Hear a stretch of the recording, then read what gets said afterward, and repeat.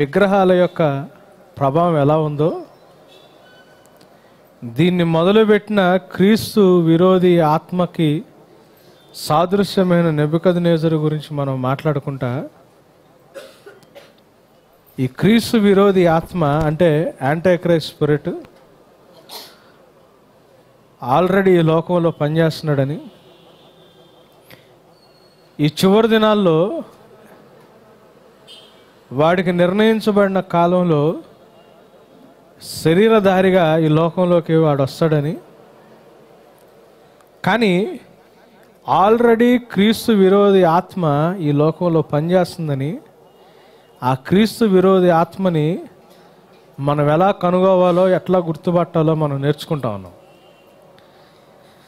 మనకి వారాలు గడిచినా, సమయం గడిచినా, నేను ఏ విషయంలో కూడా తొందరపడటానికి ఇష్టపడలేదు.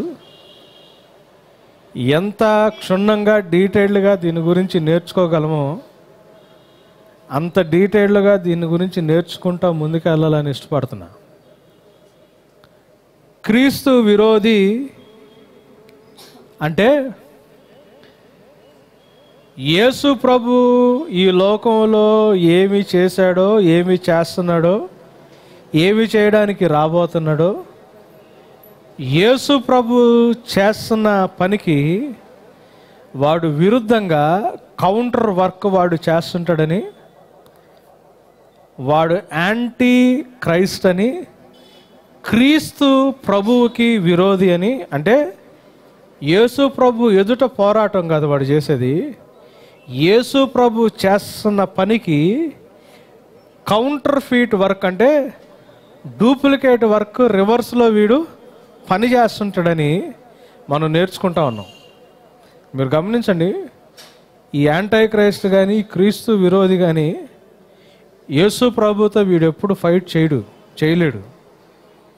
బైబిల్ గ్రంథం ఏం చెప్తుందంటే, యేసు ప్రభు రెండో రాకడలో తన మహిమలో దిగొచ్చినప్పుడు ఆ మహిమకే వాడు నాశనం అయిపోతాడని ఉంది బైబిల్లో. యేసు ప్రభు స్పెషల్గా ఈ యాంటీ క్రైస్ట్తో, క్రీస్తు విరోధితో పోరాటం చేయాల్సిన అవసరం లేదు. వాడు యేసు ప్రభుతో పోరాటం చేసేవాడు కాదు. క్రీస్తు విరోధి అంటే యేసు ప్రభుకి వ్యతిరేకంగా పోరాటం చేయడం కాదు, యేసు ప్రభు చేస్తున్న పనికి రివర్స్ పని వీడి లోకంలో చేస్తున్నాడు అన్న సత్యాన్ని మనం గమనించాలి. మనం లాస్ట్ వీక్ అసలు యేసు ప్రభు ఏం చేస్తున్నాడో మనం చూసాం. ఎందుకంటే యేసు ప్రభు ఏం చేస్తున్నాడో మనకు తెలియకపోతే, యేసు ప్రభుకి రివర్స్లో పనిచేసేవాడు ఎట్లా పని చేస్తున్నాడో మనకి అర్థం కాదు. సంగీతం తెలిసినోడికి నేను ఇప్పుడు దాకా పాడుతున్న పాటలు అపశృతి ఏంటో, నేను ఎక్కడ తప్పు పాడుతున్నానో తెలుసుది. కానీ సంగీతం తెలియకపోతే మీరేమనుకుంటారు, అబ్బా అన్న ఎంత బాగా పాడుతున్నారు అని అనుకుంటారు కదండి. బాగా సంగీతం తెలిసినోడికేమో నేను ఎక్కడెక్కడ తప్పులు పాడుతున్నానో, ఎక్కడెక్కడ అపశృతులు పాడుతున్నానో తెలుస్తుంది. సంగీతం తెలియనోడికి మనం ఏది పాడితే అదే హిట్ కదా. అలా యేసు ప్రభు ఏం చేస్తున్నాడో మనకు తెలియకపోతే, క్రీస్తు విరోధి ఎందుకు యేసు ఏమన్నాడు, మత్తయి సువార్త 24:5 చివరి దినాల్లో అనేకులు నా నామము పేరిట వచ్చి మిమ్మల్ని మోసం చేస్తారు.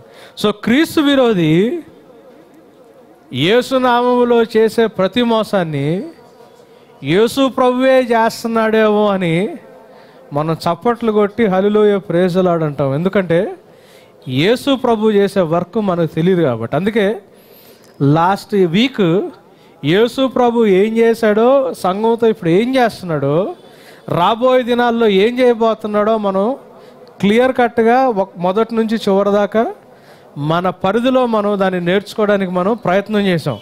ఒకవేళ లాస్ట్ వీక్ ఎవరైనా రానోళ్ళు ఉంటే ఆ మెసేజెస్ మీకు లైబ్రరీలో దొరుకుతాయి. వినోద్ని మీరు కన్సల్ట్ అయితే మీకు దాని గురించి ఇస్తారు. అయితే ఎప్పుడైతే యేసు ప్రభు ఏం చేస్తున్నాడో మనం గమనించామో, క్రీస్తు విరోధి ఆత్మని మనం పసిగడటానికి, మనం గమనించుకోవడానికి చాలా ఈజీ అవుతుంది.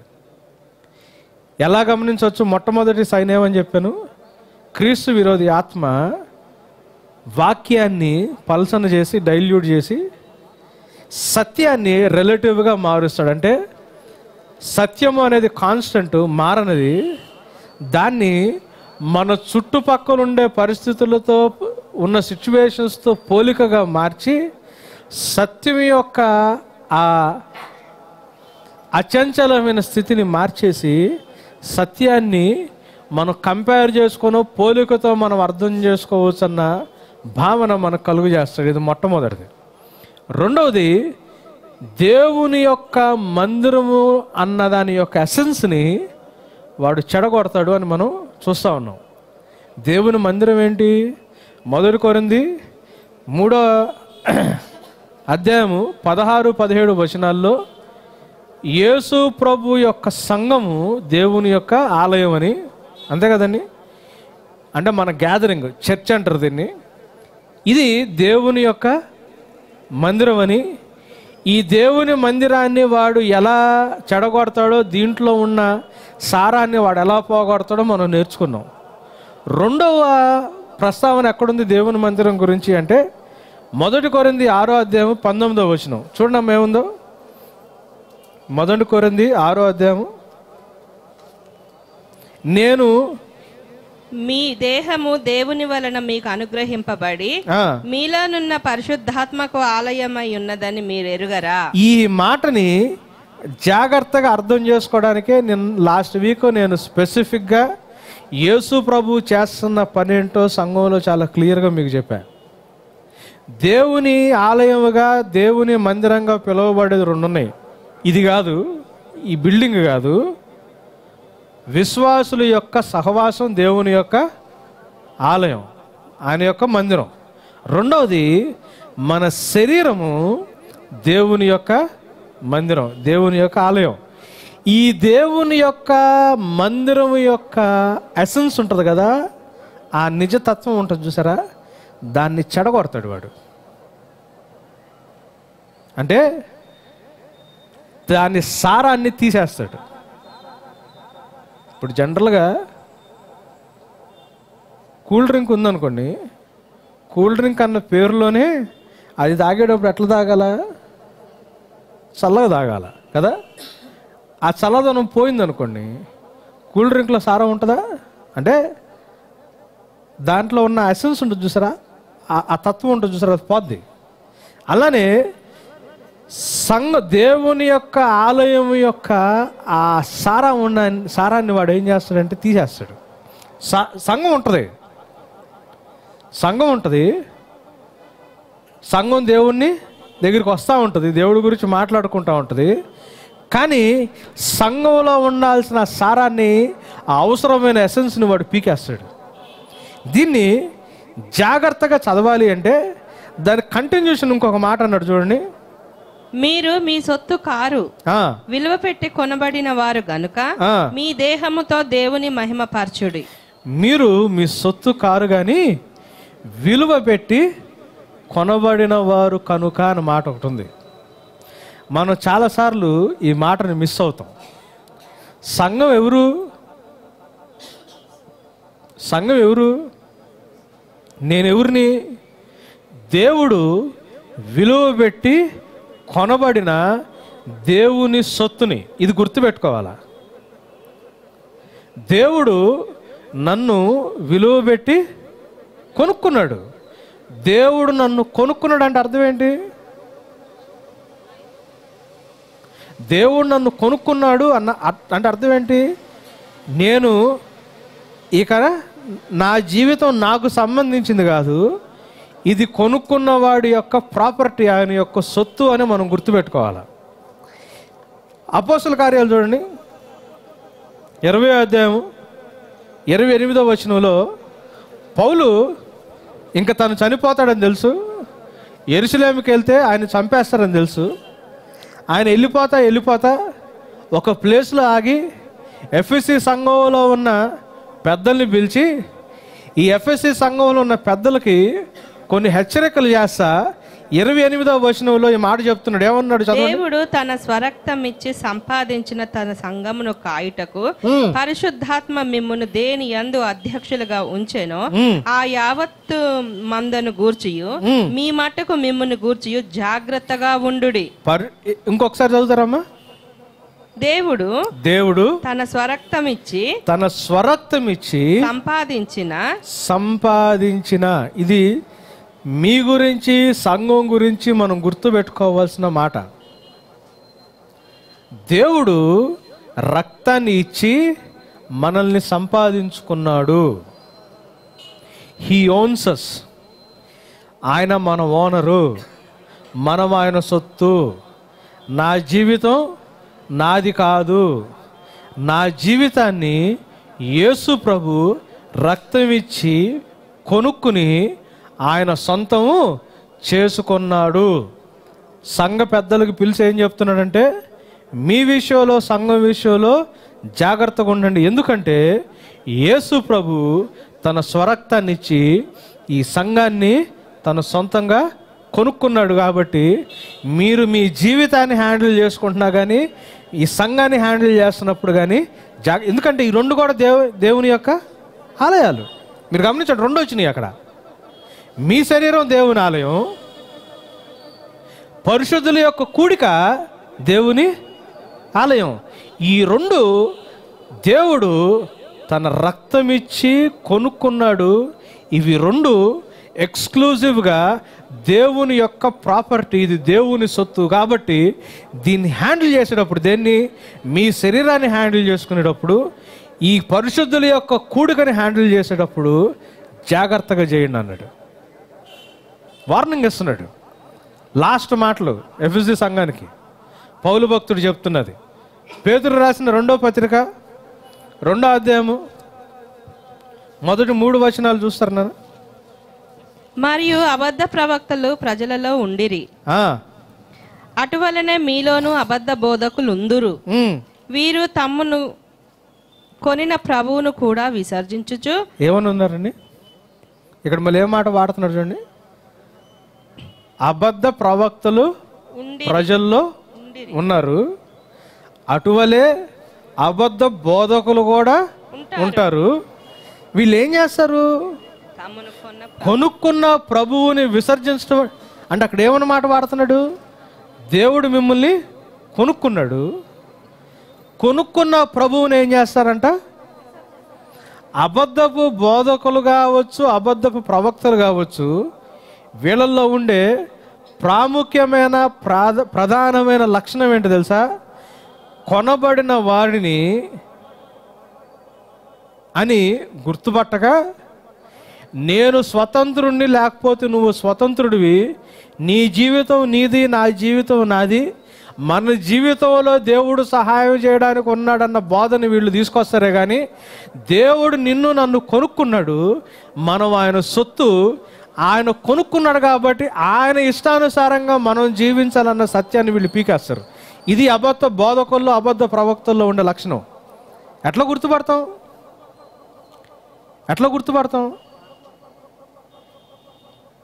నీ జీవితం నీది, నా జీవితం నాది, నా జీవితంలో నీ జీవితంలో నీకు నాకు సహాయం చేయడానికి దేవుడు అని చెప్పటం వేరు. నీ జీవితమైనా నా జీవితమైనా కొనబడింది, ఇది యేసు ప్రభుకే చెందింది. సో మన ఇష్టం వచ్చినట్టు మనం జీవించడానికి లేదు. కొనుక్కున్నవాడు ఇష్టం అని చెప్పడం ఇంకొక బోధ. అంతేనా? ఇదొక బోధ, ఇది ఖచ్చితంగా ఆపోజిట్ బోధ. ఏమని చెప్తున్నాడు చూడండి అక్కడ పేతురు గారు. మరియు అబద్ధ ప్రవక్తలు ప్రజల్లో ఉండిరి, ఆల్రెడీ ఎప్పటి నుంచో ఉన్నారు, అట్లానే మీలో అబద్ధ బోధకులు కూడా ఉంటారు.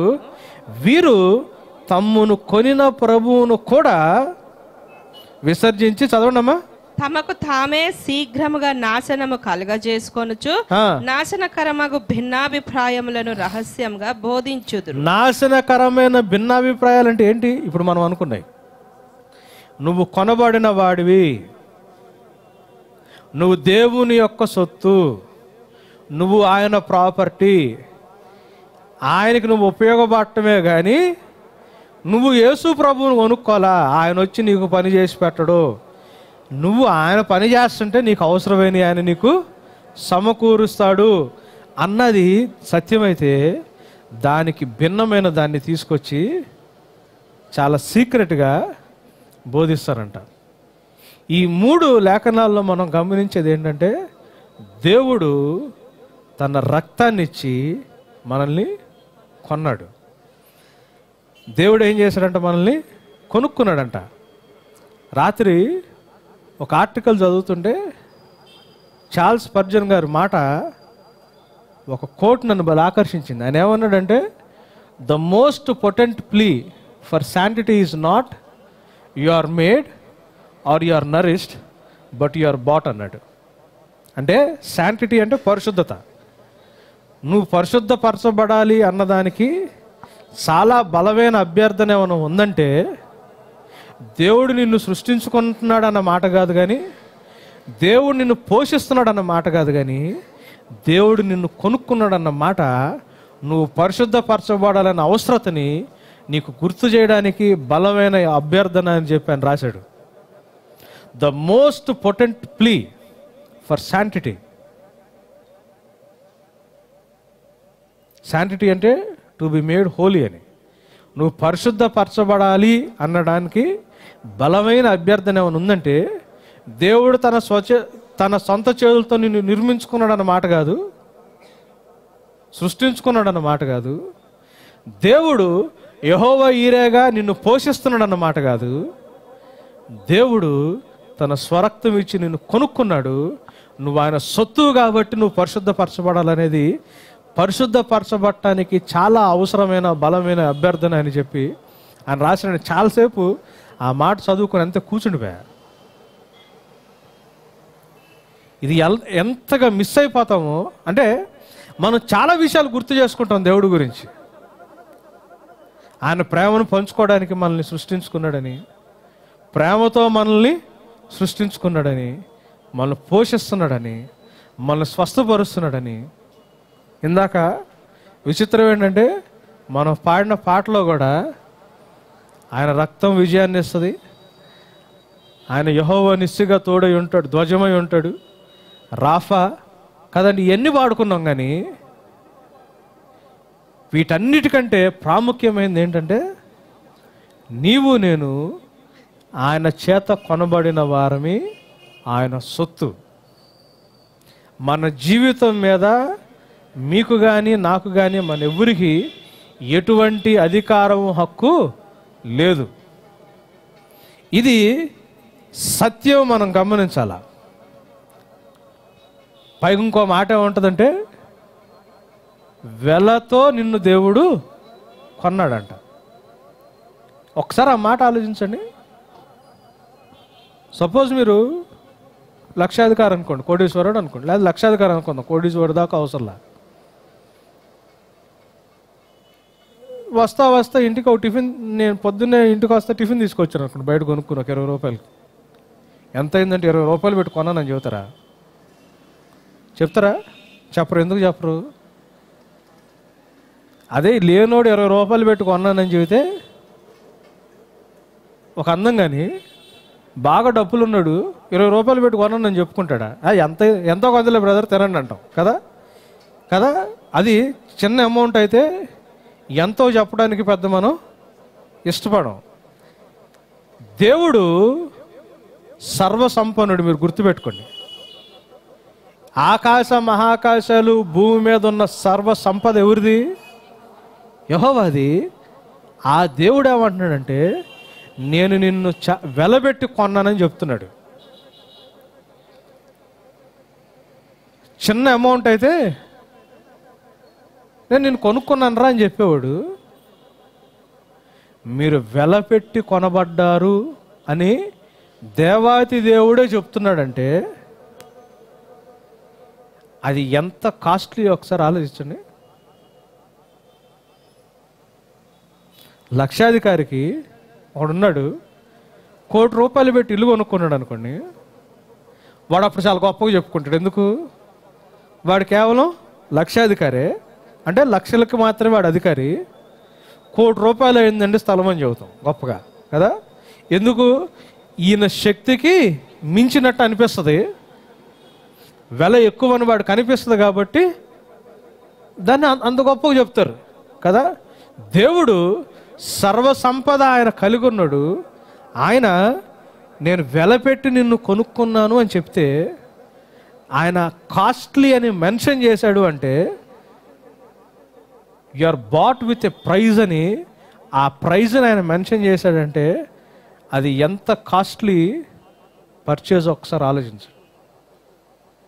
ఎంత వెల ఆయన పెట్టాల్సి వచ్చిందో ఒకసారి ఆలోచించండి. 1 పేతురు 1వ అధ్యాయం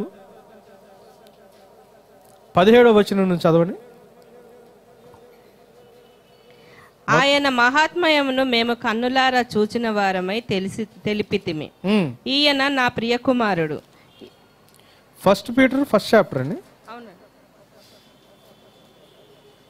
అమ్మ చదవండి అమ్మా. పక్షపాతము లేకుండా క్రియలను బట్టి ప్రతి వానిని తీర్పు తీర్చువాడు తండ్రి అని నేను ధర్మశాస్త్రం కింద ఉన్న వారితో మాట్లాడలా, అంతేనా? పేతురు ఈ లెటర్ ఎవరికి రాశాడు? విమోచించబడి రక్షింపబడి దేవుని సొత్తుగా మారిన, కృపలో ప్రవేశించిన, విశ్వాసంతో జీవిస్తున్న విశ్వాసులకి ఈ లెటర్ రాసింది, అంతేనా? ఈ లెటర్ ఎవరికి రాశాడు? ధర్మశాస్త్రం కింద ఉన్నోళ్ళక, విశ్వాసం బట్టి జీవిస్తున్న వాళ్ళక? వాళ్ళతో ఏమని మాట్లాడుతున్నాడు ఆయన? మిమ్మును పిలిచిన పక్షపాతము లేకుండా క్రియలను బట్టి ప్రతి వానిని తీర్పు తీర్చువాడు తండ్రి అని మీరు ఆయనకు ప్రార్థన చేయుచున్నారు. అవునా? మన ప్రార్థన అట్లానే చేస్తున్నావా? ప్రార్థనలో తేడా ఎందుకు వచ్చింది తెలుసా అండి?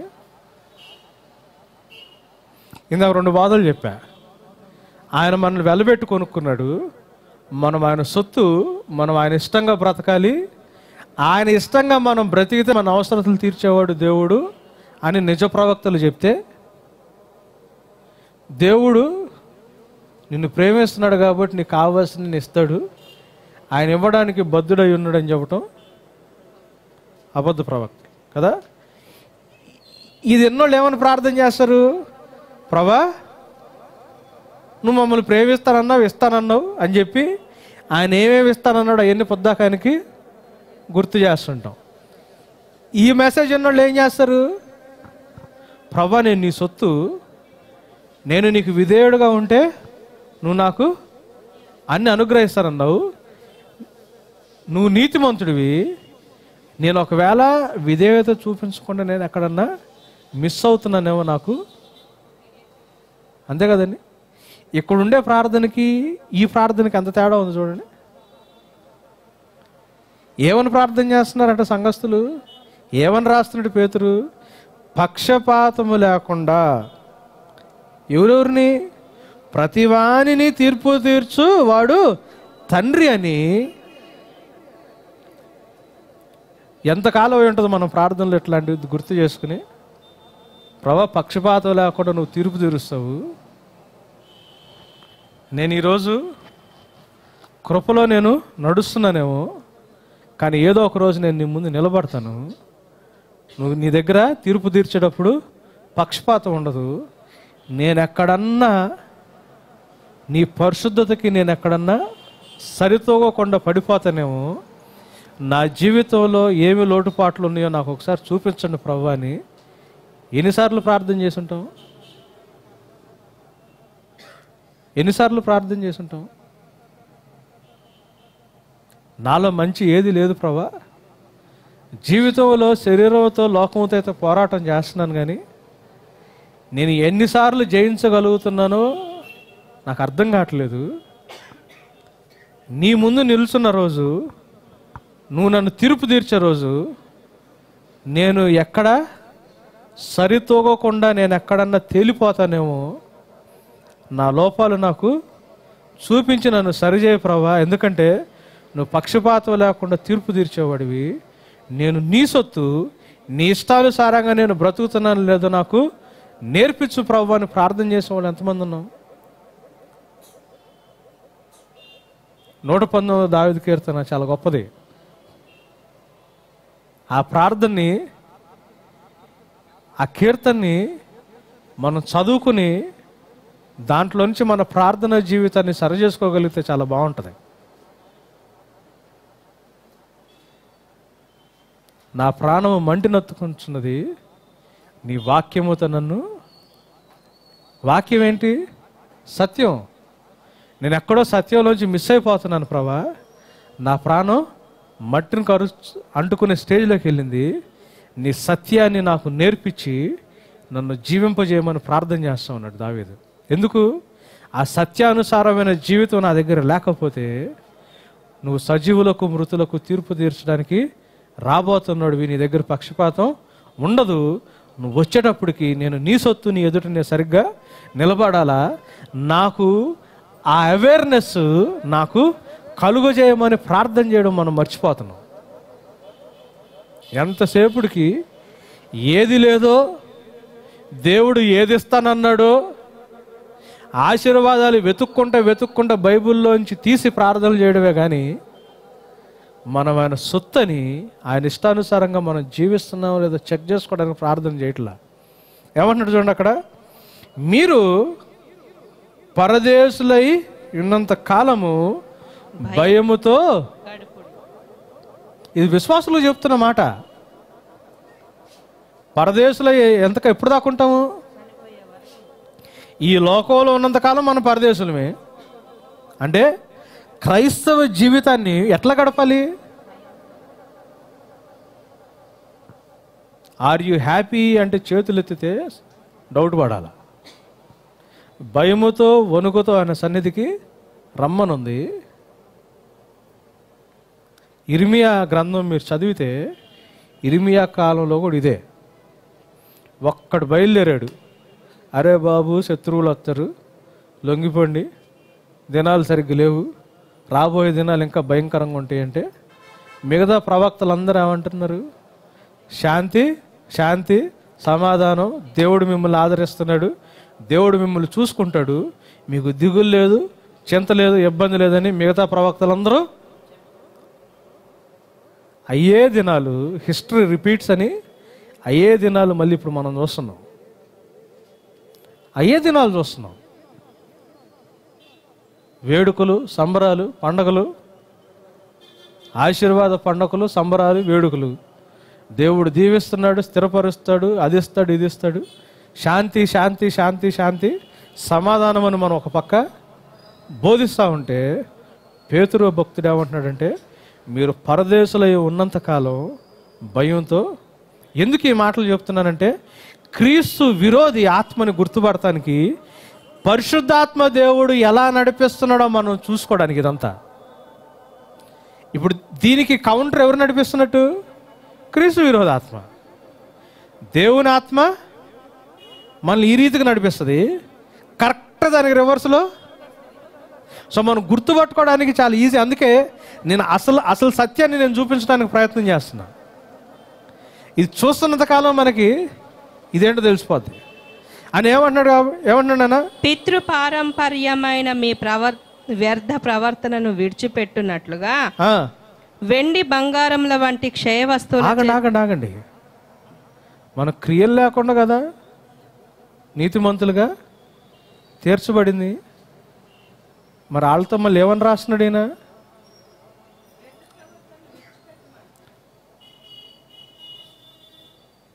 మన క్రియలు లేకుండా నీతిమంతులుగా ఎంచబడిన వాళ్ళమి. మనం దేవుడు మనల్ని విశ్వాసులుగా ఎంచడానికి క్రియలతో సంబంధం లేదు. కానీ ఇక్కడేమంటున్నాడు? నువ్వు విశ్వాసి అయిన తర్వాత నీ క్రియలతో సంబంధం ఉంటుంది. ఇది గుర్తుపెట్టుకోవాలా.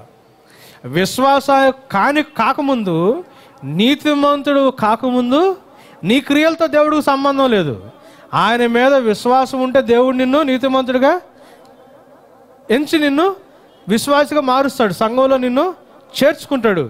కానీ విశ్వాసిగా మారిన తర్వాత నీ క్రియలతో దేవునికి సంబంధం ఉంది. ఈ వ్యత్యాసాన్ని తీసేసేవాడు క్రీస్తు విరోధి. పరిశుద్ధాత్మ దేవుడు చాలా క్లియర్గా చెప్తాడు, నువ్వు లోకంలో ఉన్నావా, నువ్వేం చేస్తున్నావో నీ క్రియలతో సంబంధం లేదు, యేసు వైపు చూడు, యేసు నిన్ను నీతిమంతుడిగా తీరుస్తాడని. యేసు వైపు చూసి నీతిమంతుడిగా తీర్చబడి సంఘంలోకి వచ్చిన తర్వాత పరిశుద్ధాత్మ దేవుడు ఏమంటాడంటే, క్రియలు లేకుండానే నువ్వు నీతిమంతుడు అయ్యావు, ఇప్పుడు నీ ప్రవర్తన జాగ్రత్త అంటాడు. క్రియలు లేకుండానే నీతిమంతుడు అయ్యావు, ఇప్పటి నుంచి నీ క్రియలు ఎట్లుంటాయో జాగ్రత్తగా చూసుకోమంటాడు. క్రీస్తు విరోధి ఏం చేస్తాడు తెలుసా? క్రియలు లేకుండా వచ్చారని చెప్పారు కదా, క్రియలతో ఏం పని? నువ్వేం చేస్తున్నావు? నువ్వెందుకు ఆలోచిస్తున్నావు? దేవుడు ఆల్రెడీ నీ భూత భవిష్య వర్తమాన కాలాలకి నీ ఉన్న పాపాలన్నిటిని దేవుడు క్షమించాడు. నీ పాపాలకి దేవుడు వెల చెల్లించాడు. దేవుడు నిన్ను కొనుక్కున్నాడు, ఆయన ఇవ్వాల్సిన ప్రైజు ఇచ్చేశాడు. ఇక ఏ పాపం నీ మీద లేదు. నీ క్రియలు ఎట్లా ఉన్నా పర్లేదు అన్న మాట ఎవరు చెప్తారు? క్రీస్తు విరోధి చెప్తాడు, అబద్ధపు క్రీస్తు చెబుతాడు. చూసారండి, సంఘంతో రాస్తా పక్షపాతం లేక క్రియలు బట్టి తీర్పు తీర్చువాడు అని మాటలు రాసి, పరదేశులుగా ఉన్నంతకాలం మీరు భయముతో మీ జీవితాన్ని కొనసాగించండి అని రాస్తా, పితృపారంపర్యమైన మీ వ్యర్థమైన ప్రవర్తన విడిచిపెట్టినట్లుగా వెండి బంగారముల వంటి క్షయ వస్తువుల చేత మీరు విమోచింపబడలేదు గాని అమూల్యమైన రక్తము చేత. అనగా చూడండి, మనం విమోచించబడ్డం, మన పాపానికి వెల మొత్తం చెల్లించబడింది ఎంత నిజమో, కానీ ఆ వెల దేవాతి దేవుని యొక్క రక్తాన్ని ఇచ్చి చెల్లించబడింది అన్నది అంత సత్యం. అది కూడా అంతే నిజం. మన పాపానికి పరిహారం చెల్లించబడింది, అది వాస్తవమే. కానీ అదేదో ఊరికినే చెల్లించబడలా, మనకి దాని బెనిఫిట్ ఫ్రీగా వస్తుంది, కానీ చెల్లించడానికి దేవుడికి చాలా ఖర్చు అయింది. దాని నుంచి లాభం మనం ఫ్రీగానే పొందుకుంటున్నాం, కానీ అది చెల్లించడానికి దేవుడికి చాలా కష్టమైంది. వెండి బంగారాలతో కాదు, వెండి బంగారాలతో కొనుక్కోవాలంటే ఈ ప్రపంచంలో భూగర్భంలో ఉన్న బంగారపు వజ్రాలు గనులన్నీ ఉరి దేవుడి. వెండి బంగారాలతో కాదు, కానీ దేవుడు తన కూతురు కొడుకు యొక్క స్వరక్తాన్ని ఇచ్చి అమూల్యమైన రక్తము చేత మనం కొనబడ్డాం. ఈ సత్యాన్ని మనం గమనించి భయముతో మన ప్రవర్తన సరిచూసుకుంటా యాత్రికులుగా ఉన్నంత కాలము భయముతో దేవుని సన్నిధిలో we are living at the expense of the blood of Jesus Christ. యేసు ప్రభు యొక్క రక్తము యొక్క, ఆయన కార్చిన రక్తం యొక్క ఖర్చు మీద మనం బ్రతుకుతున్నాం. ఫ్రీగా బ్రతుకుతున్నామేమో, కానీ దానికి ఎవరు పే చేస్తున్నారు? ఎవరు పే చేశారు?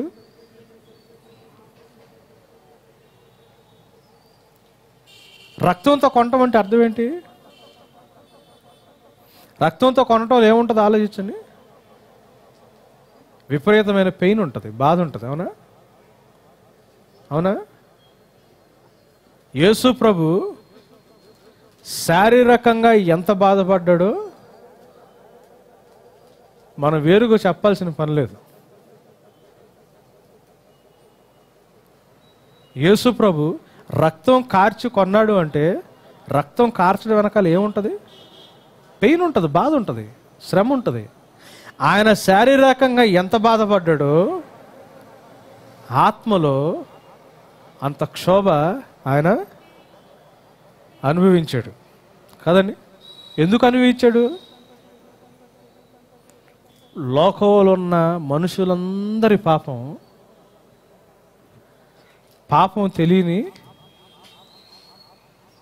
ఆయన మీద పడింది. ఎప్పుడన్నా అప్పుడు దాకా మంచోళ్ళగా అందరిలో మనకు పేరుండి చేసిన తప్పే అనుకోండి, అందరికి తెలిస్తే ఆ బాధ, అవమానం ఎట్లుంటుంది ఎప్పుడన్నా గమనించారా? తప్పు చేసాం, అప్పుడు దాకా అందరిలో మంచి పేరు ఉంటుంది. ఏదో పొరపాటు జరిగింది, పొరపాటు నాదే జరిగింది లేదా మీదే జరిగింది, అది అందరికి తెలిసిపోయింది అనుకోండి, ఎట్లుంటుంది? ఆ గిల్టీ ఫీలింగ్ ఎట్లుంటుంది? అట్లాంటిది అసలు ఏ పాపం తెలియనోడి మీద మనుషులందరూ పాపం పడితే,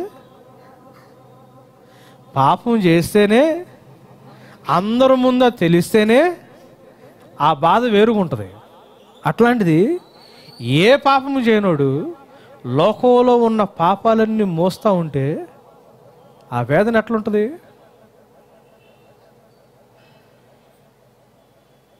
పోనీ అంత భారాన్ని మోస్తుంటే మనుషులు ఎవరన్నా ఆయన అంగీకరించారా? 3.5 సంవత్సరాల నుంచి ఆయన కబుర్లు చెప్పి ఆయనతో మాట్లాడి ఆయన నుంచి లాభం పొంది ఆయనతో మేలు పొందిన ఆయన శిష్యులు కూడా, సత్యం తెలుస్తున్న శిష్యులు కూడా ఆయన ఒంటరిగా వదిలిపెట్టి వెళ్ళిపోయారు. అది ఇంకొక బాధ. ఆయన చేతిలో నుంచి రొట్టె అందుకుని ఆయన ఏ గిన్నెలో అయితే ముంచుకుని తింటున్నాడో అదే గిన్నెలో ముంచుకొని తిన్న ఆయన స్నేహితుడే ఆయన్ని అప్పగిస్తే, ఆయన ఎవరో సత్యం తెలిసి ఆయనతో చాలా క్లోజ్గా మూవ్ అయిన పేతురే ఆయన ఎవరో నాకు తెలియదని బొంకితే, ఆయన ద్వారా లాభం పొందిన వేల మంది లక్షల మంది ప్రపంచంలో పుస్తకాలు సరిపోవన్నారు ఆయన చేసిన అద్భుతాలు. అన్ని అద్భుతాలు పొందిన ఏ ఒక్కడు కూడా ఆయన వైపు చూడటానికి, ఆయన చూసి ఆయన దగ్గరికి రావడానికి ఇష్టపడకపోతే ఎంత మనోవేదన ఉంటుంది? రక్తం చెందించడం అంటే అది సామాన్యమైన విషయం కాదు. వీటన్నిటికి తోడు తండ్రి ఆయన వదిలేశాడు. ఆది అంతము లేనివాడు, యుగయుగముల నుండి ఉన్నవాడు, అప్పటి నుంచి ఎవరితో కలిసి ఉన్నాడు? ఎవరితో కలిసి ఉన్నాడు? తండ్రితో కలిసే ఉన్నాడు కదా. అట్లాంటి ఆయన నీ తండ్రి ఏం చేశాడు? వదిలేశాడు. మనం జాగ్రత్తగా ఆలోచిస్తే నిన్ను నన్ను కొంది ఆ వేదన, ఆ బాధ, నిన్ను నన్ను కొనటానికి అది చాలా ఈజీ ప్రైజ్ కాదు దేవుడు పెట్టింది. It is that pain that has bought us. ఆ వేదన నిన్ను నన్ను కొంది. కేవలం ఆ బాధేనా అంటే అటోనింగ్ సాక్రిఫైస్గా, దహన బలిగా తన ప్రాణాన్ని దేవుడు శిలువ మీద అర్పించాడు. 1 యోహాను 2:2 అదే మాట ఉంటుంది కదా, అదే కదా. చచ్చిపోతే యుగయుగములు జీవించే దేవుడు అంట, నువ్వు నేను సదాకాలం జీవించడానికి చనిపోయి ఏ భూమినైతే సృష్టించాడో ఆ భూమిలో సమాధి చేయబడ్డాడంట. మీరు ఆలోచించండి, దేవుడు ఎంతగా నష్టపోతే నిన్ను నన్ను కొనుక్కోవాల్సి వచ్చింది.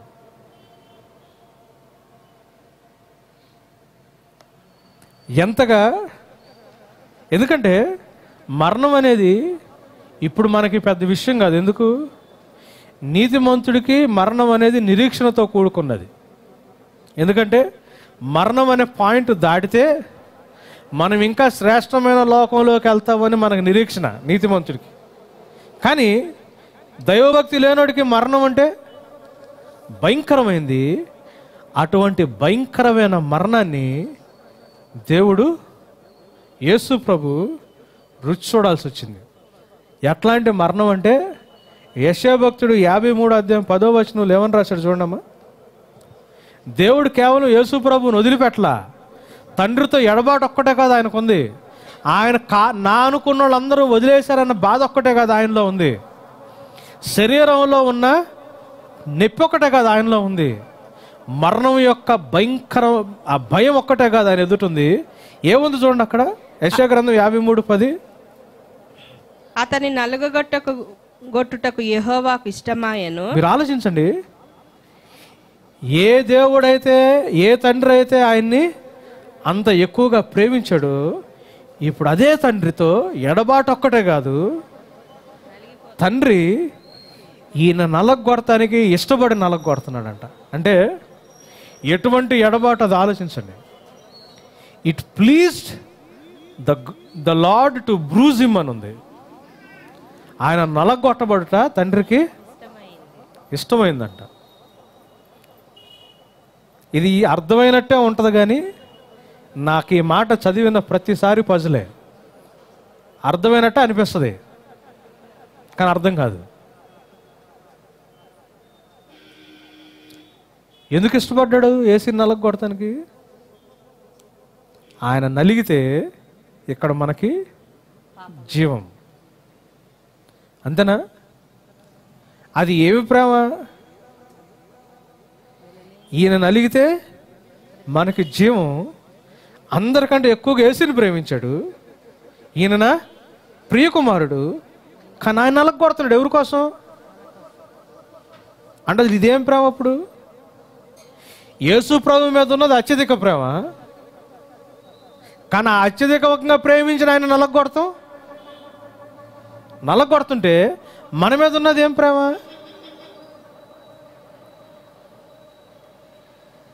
ఇదే హయ్యెస్ట్ గ్రేడు లవ్ యేసు ప్రభు మీద ఉన్నది.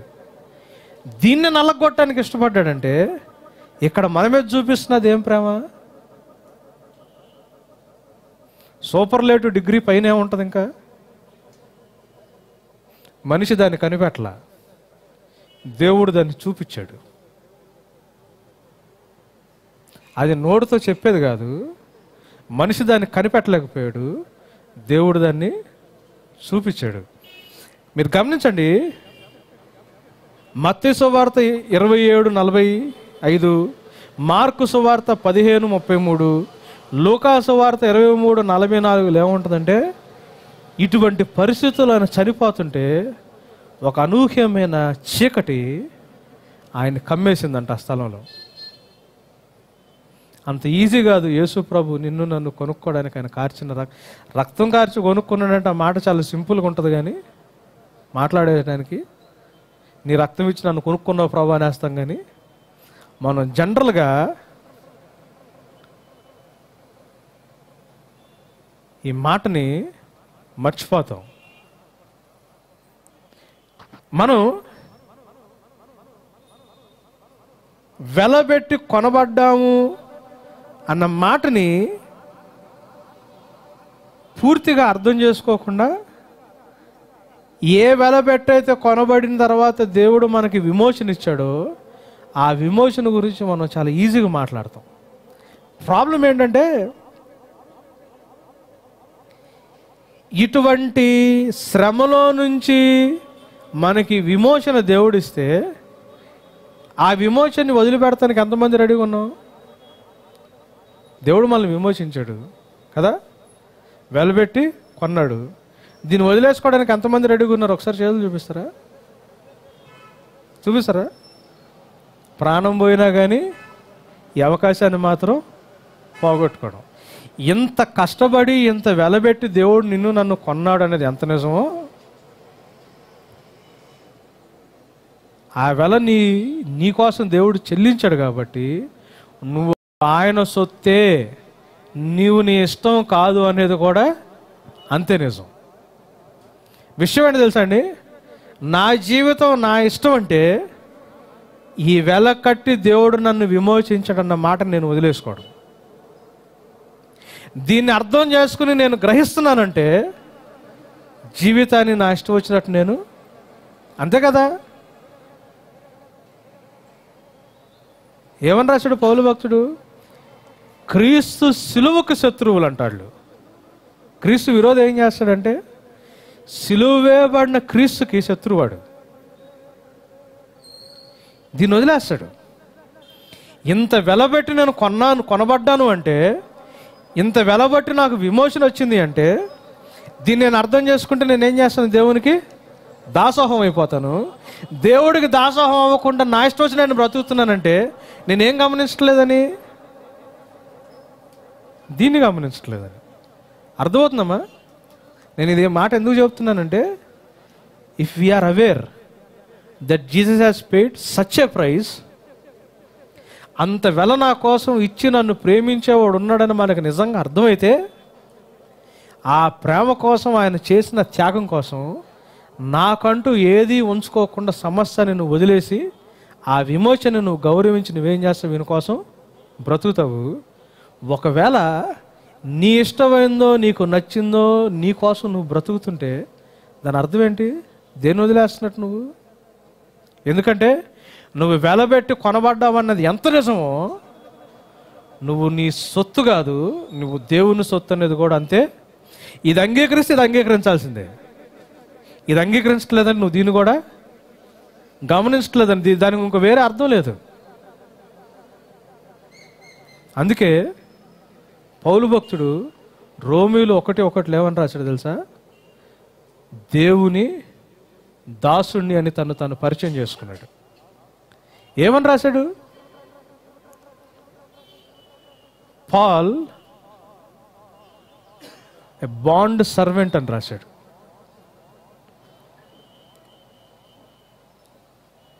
ఆలోచించండి ఆ మాట ఎట్లుంటుందో.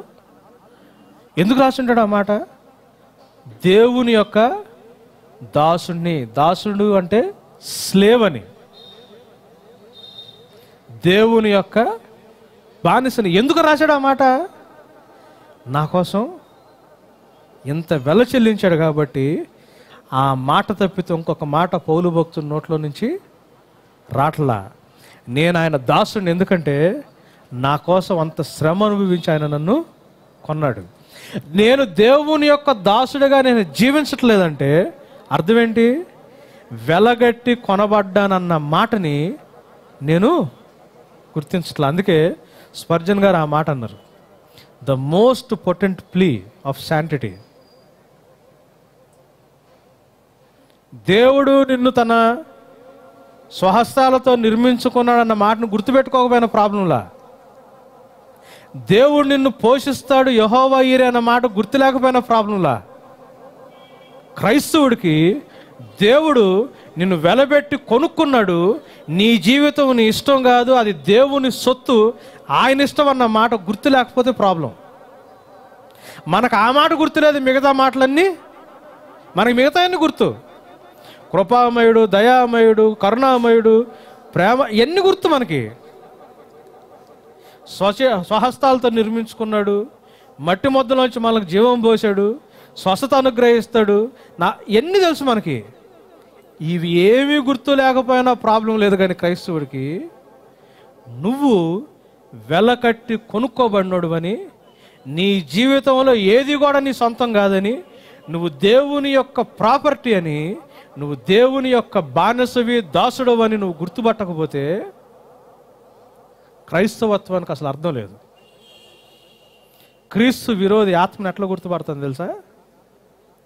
లోకంలో యాంటైక్రైస్ట్ స్పిరిట్ ఏం చేస్తుందంటే, నువ్వు దేవుని యొక్క సొత్తులాగా జీవించకుండా,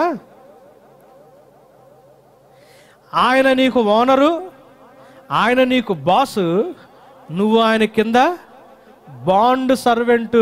అంటే అర్థం ఏంటి? అంటే ఉట్టి సర్వెంట్ కాదు, బాండ్ సర్వెంట్ అంటే స్లేవ్ అని. నువ్వు ఆయన బానిసవి అని అనే యాటిట్యూడ్తో నిన్ను జీవించకుండా, నీ కోసం ఆయన అని జీవించేటట్టు చేసేవాడు ఎవరు తెలుసా? That spirit is the spirit of antichrist and that is working in the church. గుర్తుపెట్టుకోండి. మీకు నాకు ఏ ప్రివిలేజెస్ లేవు. ఆయన కొరకు పని చేస్తే ఆయన నిన్ను నన్ను పోషిస్తాడన్న వాగ్దానం ఒకటి ఉంది. కానీ ఆయన యొక్క దాసుడిగా జీవించే కంటే క్రైస్తవుడిగా నీకు నాకు ఎటువంటి ప్రివిలేజెస్ ఇంకా ఈ లోకంలో లేదు. అనుభవించడానికి ప్రయత్నం చేస్తున్నావా? క్రీస్తు విరోధిని నువ్వు వెంబడిస్తున్నావు, కానీ యేసు ప్రభు యొక్క ఆత్మ నువ్వు వెంబడించట్లేదని. పరిశుద్ధాత్మ దేవుడు నీతో ఉంటే ఏం గుర్తు చేస్తాడు తెలుసా? 24 గంటలు సత్యాన్ని బోధిస్తాడు. ఏంటి సత్యం? నువ్వు you are not of your own.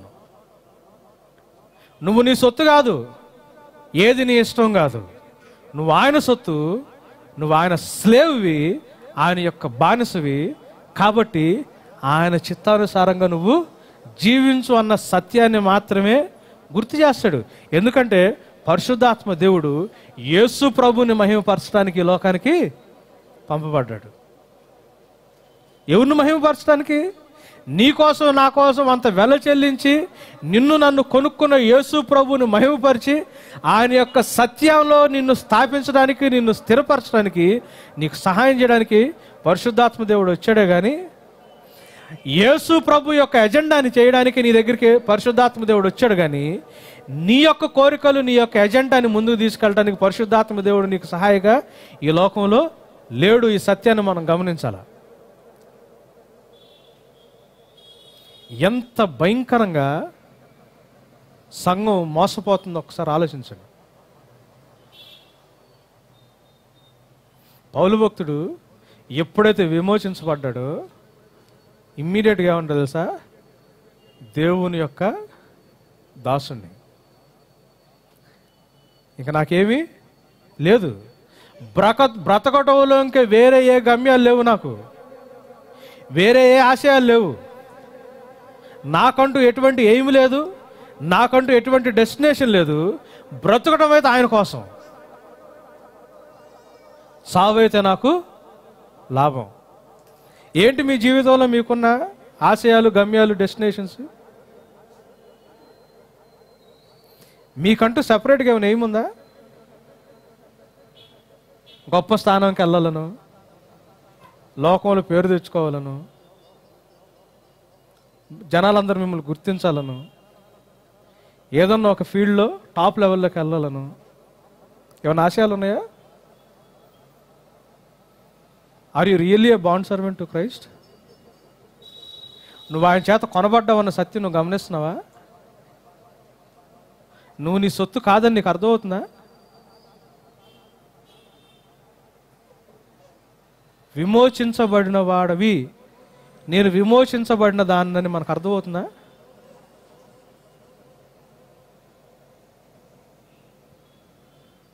అర్థమవుతుందండి?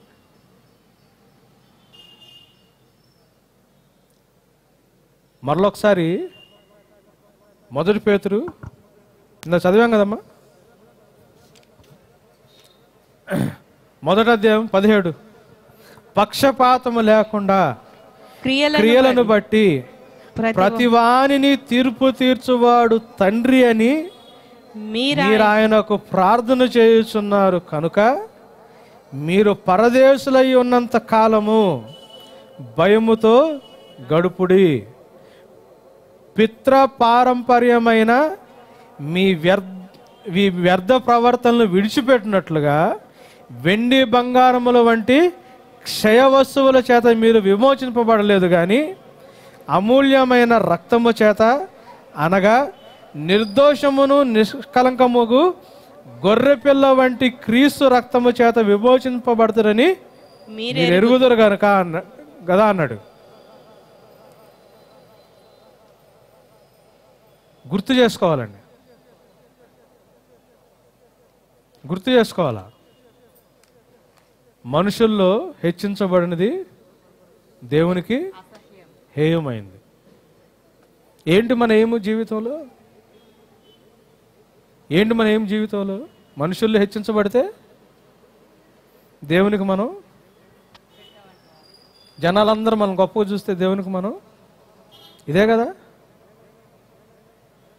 పౌలు భక్తుడు ఏమన్నాడంటే, నాకేం ఆశయాలు లేవు, ఏం లేదు, నాకేమీ కోరిక లేదు, నాకేమి ఇష్టాలు లేవు, నేను ఇక్కడ బతికితే ఆయన కొరకు బ్రతుకుతాను, చావు అయితే నాకు లాభం. ఎందుకంటే నేను దేవుని దాసుడిని, విమోచించబడిన వాడిని, రక్తము చేత కొనబడినోడిని, నా లైఫ్ అంటూ నాకేది లేదు, నేను క్రీస్తుతో పాటు పాతి పెట్టబడినోడిని. అందుకే 2 కొరింథీ 5:15 ఏమన్నాడు? జీవించేవాడిక మీదట తమ కొరకు కాక తమ కొరకు చనిపోయి తిరిగి లేచిన క్రీస్తు కొరకే జీవించాలని ఆయన సిలువ మీద. ఈ వ్యత్యాసం మన జీవితంలో కనిపిస్తుంది అంటే మీరు క్రీస్తు ఆత్మని వెంబడిస్తున్నారో, క్రీస్తు విరోధి ఆత్మని వెంబడిస్తున్నారో ఒక్కసారి చెక్ చేసుకోండి. ఎందుకంటే బైబిల్లో ఏముందంటే రోమీయులు 8లో ఎందరైతే ఆయన ఆత్మానుసారంగా నడుస్తారో వాళ్ళు దేవుని. దాని అర్థం ఏంటి? పరిశుద్ధ ఆత్మానుసారంగా మనం నడవకపోతే కూడా దేవుని కుమారులం అయిపోతామా? అమ్మో,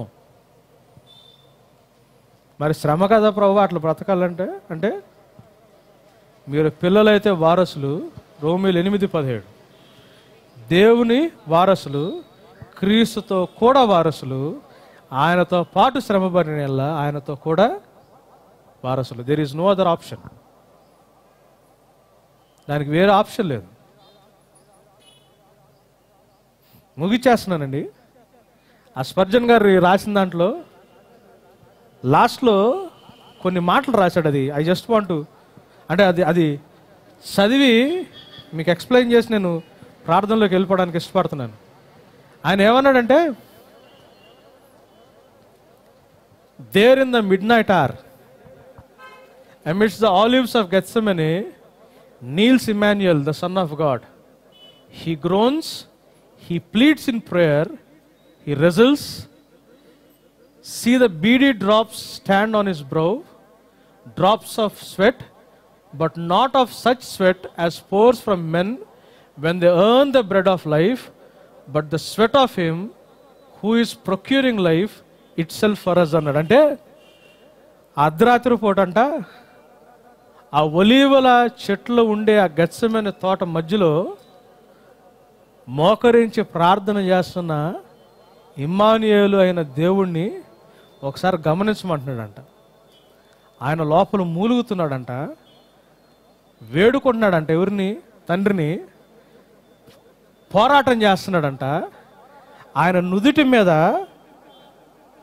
చెవట బిందువులు ఉన్నాయంట. మనం సంపాదించుకోవడానికి కష్టపడేటప్పుడు కారేటటువంటి చెవట బిందువులు కాదంట ఇవి.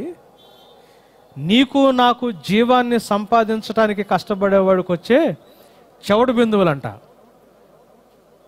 అని ఏమంటున్నాడంటే, అది చెవట కాదు, it is blood, it is crimson blood, great gouts అంటే ఆ డ్రాప్స్ అని, of it are falling out to the ground. O soul, the Savior speaks to thee from out Gethsemane at this hour, and he says, here and thus I bought thee with a price అంటున్నాడు. అంటే అవి చెవట కాదు, నీ కోసం నా కోసం కారుతున్న రక్తపు చుక్కలు, ఆ బిందువులు.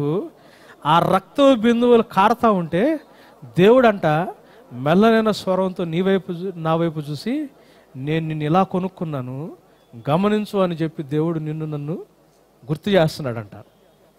Come stand and view him in the agony of the olive garden and understand what a cost he produce for, అంటే procured, what a cost he procured that. అంటే ఎంత వెలబెట్టి దేవుడు నిన్ను కొనుక్కున్నాడో ఆ ఒలీవల తోటలో నిలబడి ఒకసారి చూడమని రాశాడు. ఆయన అక్కడితో ఆగలా. Track him in all his path of shame and sorrow till you see him on the pavement. అంటే ఆయన నడిచి వెళ్ళిన మార్గాల్ని వెతుక్కుంటా ఆయన నడిచి వెళ్తున్న మార్గం వైపు చూడమన్నాడు. Mark how they bind his hands and fasten him to the whipping post. ఏ రీతిగా వాళ్ళు ఆయన చేతులు కట్టేశారో, కొరడాలతో కొట్టడానికి ఏ రకంగా స్తంభానికి ఆయన కట్టేశారో చూడమన్నాడు. See they bring the cruel Roman whips. నేను మీకు ఒకసారి గుర్తు చేశాను, చెప్పినట్టున్నా కదా, రోమన్ విప్స్ కొరడాలు ఎట్లా ఉంటాయో ఆ రోముల యొక్క కొరడాలు తీసుకురావడం చూడండి అంటున్నాడు. దే టేర్ హిస్ ఫ్లెష్, ఆయన శరీరాన్ని కోసేస్తాయి అంట. The flowers make deep pharaoh's on his blessed body. అంటే దున్నేవాళ్ళంట లోతైన గాయాల్ని ఆయన శరీరం మీద చేశారంట. and the blood gushes forth in streams, while the rivulets from his templates, where the crown of thorns has pierced him, joined to swell the purple stream. అంటే ఆ గాయాల్లోంచి రక్తం అంట దారలుగా ప్రవహిస్తుంటే శిరస్సు మీద ఉన్న ముళ్ళ కిరీటం ముళ్ళు గుచ్చుకున్న నుంచి వచ్చిన ఆ రక్తం కూడా దారలుగా ఈ రక్తంలో కలిసి ప్రవహిస్తుందంట. దాన్ని గమనించమంటున్నాడు ఆయన. గమనించమని ఏమంటున్నాడంటే, ఫ్రమ్ బినీత్ ద విప్స్, ఆ కొరడాల కింద నుంచి దేవుడు అంట మాట్లాడుతున్నాడు అంటే. ఎట్లా అంటే స్వరంతో, సాఫ్ట్ అండ్ లో వాయిస్ దేవుని మాట్లాడుతున్నాడు. My child, it is here and thus I bought thee with a price అని. ఇక్కడ ఇలాగ నేను నిన్ను వెలబెట్టి కొనుక్కున్నానని దేవుడు చెబుతున్నాడంట. అక్కడతో ఆపలేదు ఆయన. But see him on the cross itself, శిలువ మీద చూడమంటున్నాడు. When the consummation of all has come, ఇవన్నీ కలిపి చివరికి వచ్చిన టైంలో his hands and feet are fountains of blood. Fountain అంటే తెలుసు కదండి, ఇట్లా కారదు. ఫౌంటైన్ అంటే ఎట్లా కారుతుంది? ఇట్లా కారుతుంది కదా. చేతుల్లో నుంచి కాళ్ళల్లోంచి ఫౌంటైన్స్ ఆఫ్ బ్లడ్ అంట. Fountains of blood. His soul is full of anguish even to heart break. ఆయన ఆత్మ దేంతో ఉంది? విపరీతమైన వేదంతో ఉందంట, పగిలిపోయేంతగా. And there are the soldier pierces with a spear in his side. ఆ టైంలో సైనికుడు చేంజ్ చేశాడు. ఆయన పక్కలో బల్లె పోటు పొడిచినప్పుడు ఆయన తల వాల్చేసంట, bowing down in whisper. Bowing down he whispers అంట. తల వాల్చి చిన్నగా చెప్తున్నాడంట ఏమని? It was here and thus I bought thee with a price అని. ఇక్కడ ఇలాగా వెలకట్టి నేను నిన్ను కొనుక్కున్నాడంట. అని ఏమంటాడంటే, oh by Gethsemane, by Gabbatha and by Golgotha. Gethsemane అంటే తోట, అదేమో దేవుడు నడిచిన మార్గము, సిలువ వేసబడిన స్థలము. By every sacred name collected with the passion of our Lord. దేవుడు శ్రమపడిన మార్గంలో మనం కలెక్ట్ చేసే ప్రతి ఒక్క నా పేరులో నుంచి. బై స్పాంజ్ అండ్ వినిగర్, చేదు చొరకను అంటించిన స్పాంజ్ ఉంది కదండి, ఆ చేదు చొరక.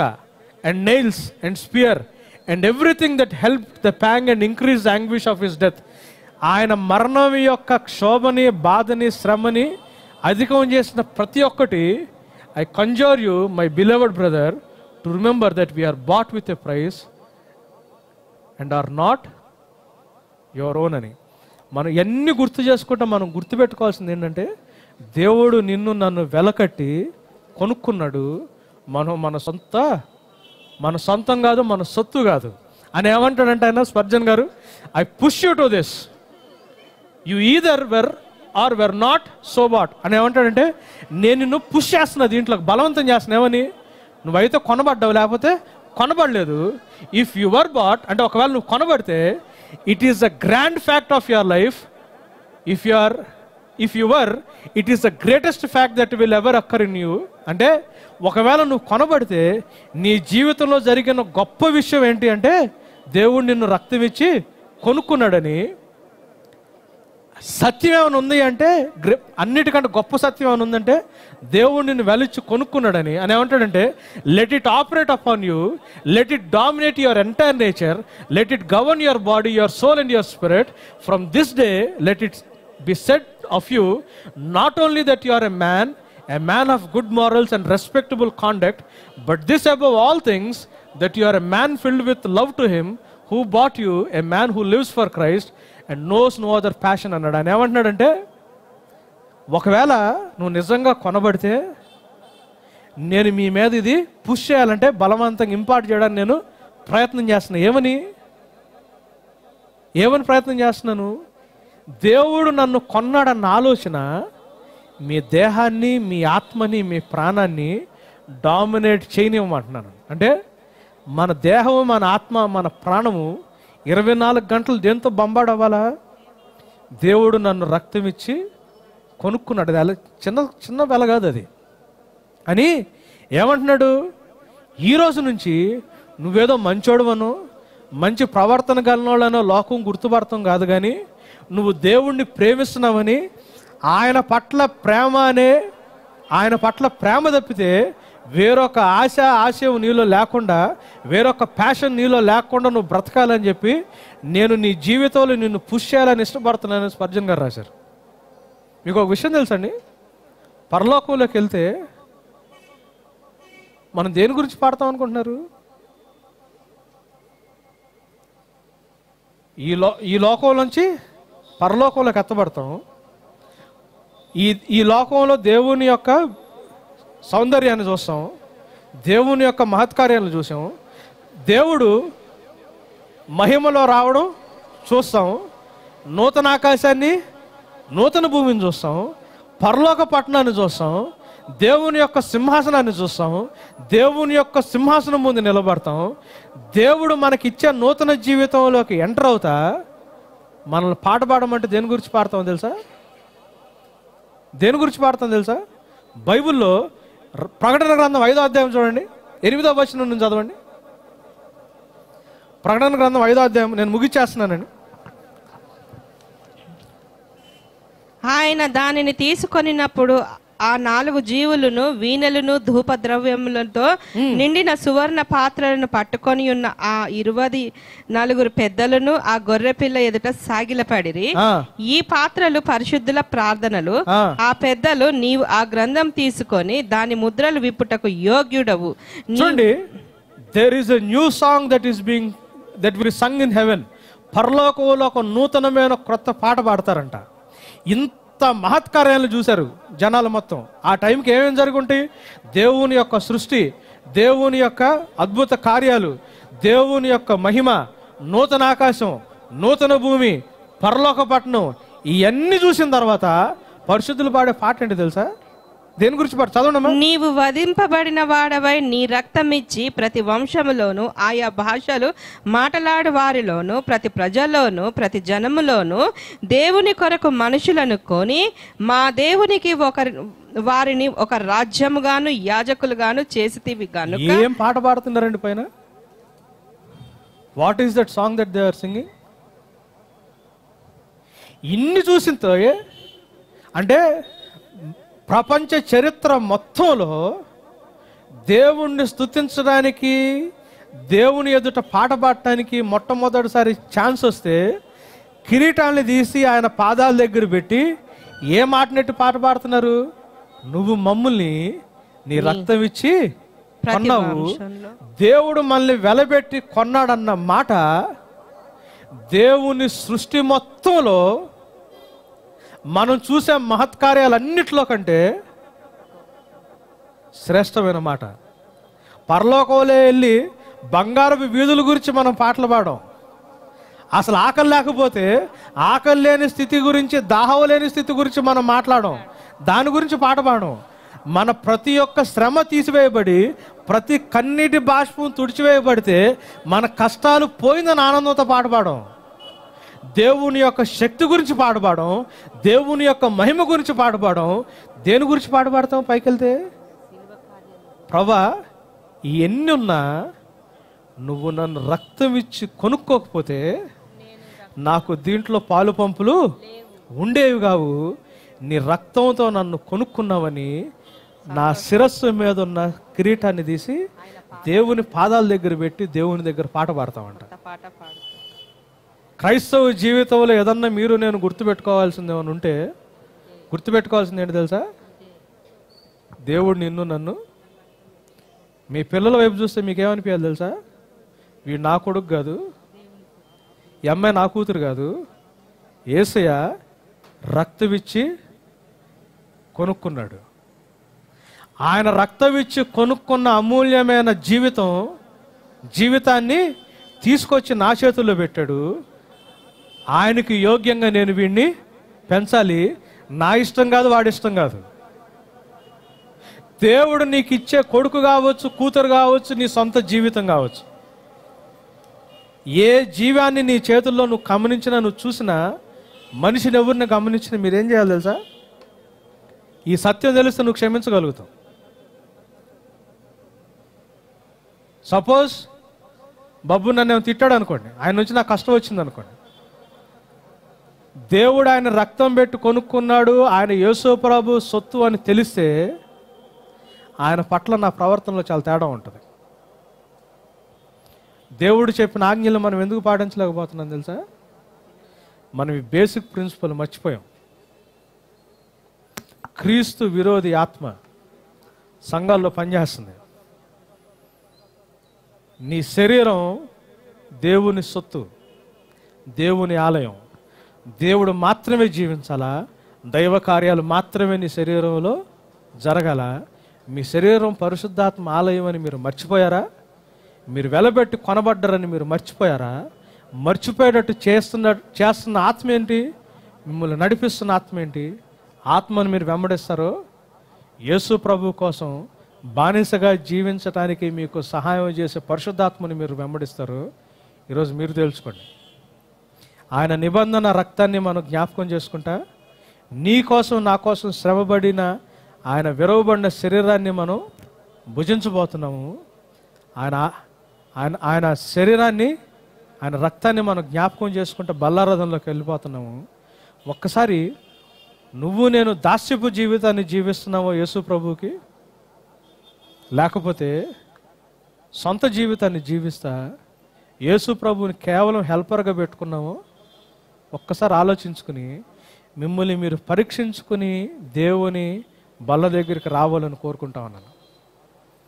Check, introspect yourself and come to the table of communion.